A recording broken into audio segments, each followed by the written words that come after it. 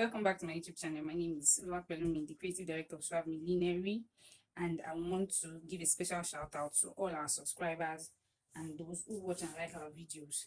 So in today's tutorial, it's actually a part 2 of the part 1 video where I taught how to make a Zara cap.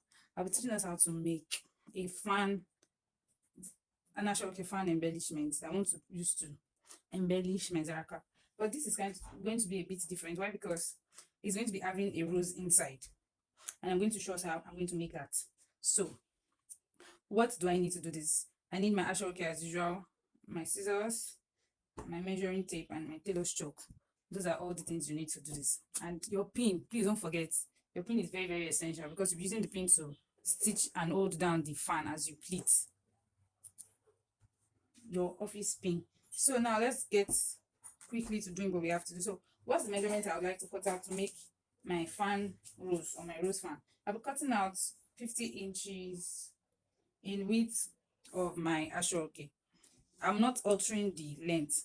What I have here is 6 inches. I'm not altering it. All I'm just going to cut out is just 60 inches in width of my ashoke. So once I cut it out, I'm then going to proceed to making my rose fan.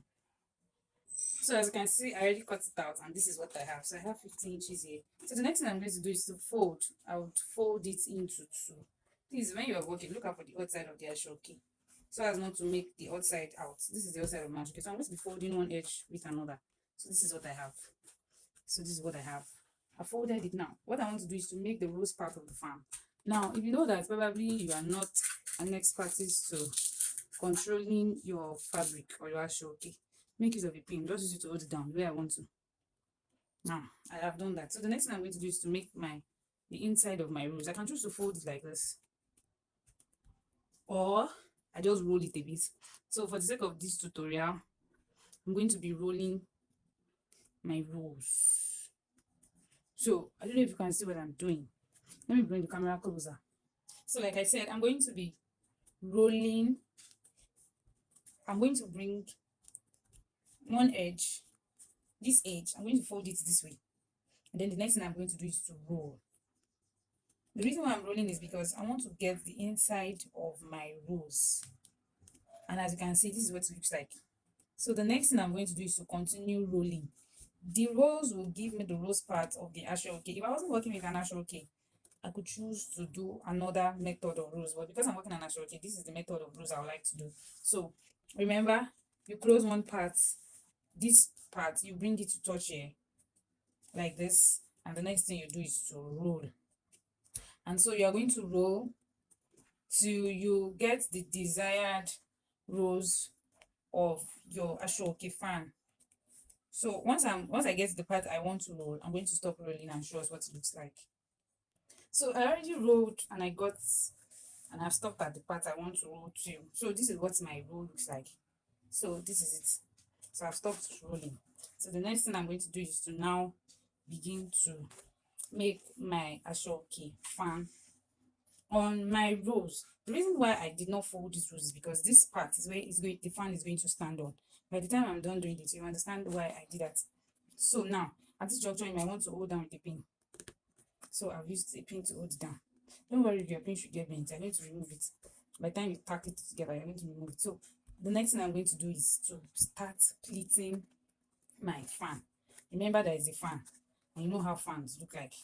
I know to get it, you are going to pleat. So I'm going to pleat all round the way I'm pleating. If you can see, I've started pleating. This is what I meant by pleat. Let me turn the other way around. This is my first pleat.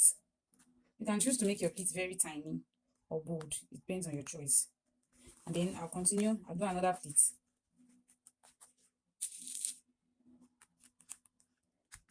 And then I'll continue that way too. I'll pleat another one.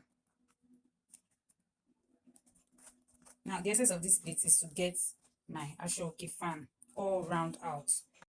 Please let me say this: when you are pleating, pleat forward, not to the back. So as you can see, that fan is already coming out. So once I'm done pleating now, I'm going to arrange it, and I'm going to show us what it looks like. Don't forget to pleat forward. This is what I mean by pleat forward. You're not pleating to the back, you're pleating to the front, and also hold it down with your pin so that it doesn't remove. It's just the same way those that tie gilly. So this is what I mean by pleat forward. You notice I'm pleating to the front, not to the back. So once I'm done pleating right now, I'm going to arrange the fan and show us what it looks like. So as you can see, I am done pleating. So the next thing I'm going to do is arrange my fan.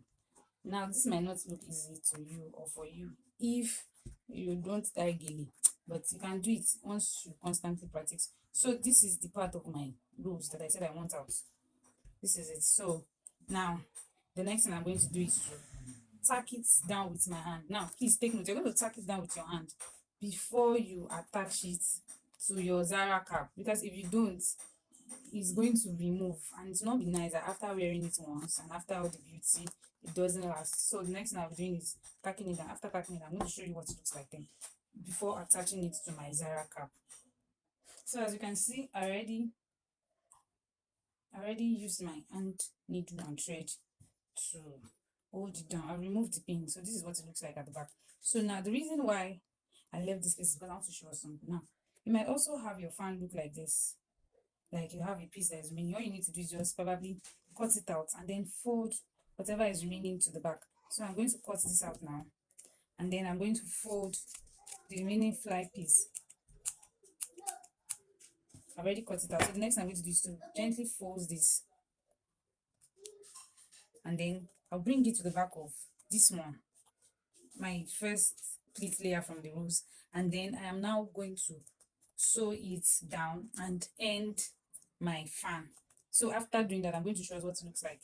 So as you can see, I am done working on our Ashoke rose fan, and this is what it looks like. So it's looking beautiful, isn't it? So now remember I said that you can roll it to the back. Well, if you are finding rolling very uneasy, you can just use your sewing machine to hold it down. You just sew it down, and then that will prevent your Ashoke from freeing, from removing. So now I'm still going to roll this back because I don't want to join these two ends together. I want to have it opened this way. So I'm going to still use my needle and thread to pack it down like this. So after doing that, I'm going to then attach this to our Zara cap. As you can see, our fan is ready. So I have already tacked that part down and then I have opened it. So the next thing I'll be doing is to attach it to our Zara cap, and that will be the end of our Ashoke Zara cap. So before you attach, you're going to wear this on your mannequin, and if you don't have a mannequin, you can probably use your head or anybody around you just to get the right placement of your fan. I want this to be at the right hand side of my head. You could choose to do the left, but I want it to be at the right. So because of that, this is the right hand side of my mannequin. It's facing me. So the left part, while facing me, is the right side of the mannequin, while the right side facing me is the left side. So I'm then going to mark where I want this fan to stay. So now I've gotten my exact points. Please make sure that when you're doing it, doesn't cover the face of your client. So that's one reason why you need to actually do this. So I've gotten the point where I want it to stay. So I'm then going to mark it or chalk it down. And then after doing this, I'm going to now attach it to this. Let me show you what I did. This was what I did.